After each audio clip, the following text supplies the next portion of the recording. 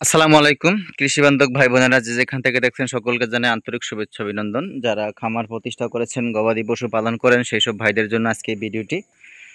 আপনারা অনেকেই অনেক টাকা পয়সা রয়েছে, কিন্তু কোন কাজে কিভাবে আপনি ব্যবসা প্রতিষ্ঠান গড়ে তুলবেন, আপনি টাকা ইনকাম করবেন, সেই সোর্স পাচ্ছেন না, সেই সব ভাইদের জন্য বলতে চাই, আপনার টাকাগুলা দিয়ে গবাদি পশু পালন করুন।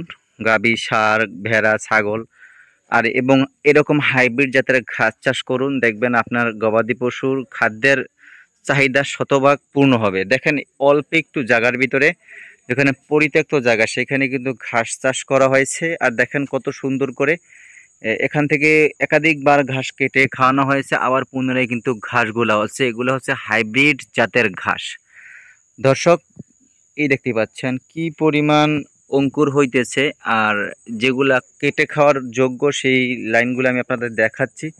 এই দেখেন, এতটুকু যখন হবে, প্রায় 5 থেকে 6 ফিট, তখনই কিন্তু ঘাস কেটে মূলত খাওয়ানো উচিত। তাহলে সম্পূর্ণ অংশটুকুই আপনার গবাদি পশু খেয়ে ফেলবে। পরিত্যক্ত জায়গা, যেখানে কোনো কিছুই হতো না, সেখানে কিন্তু ঘাস চাষ করা সম্ভব হয়েছে।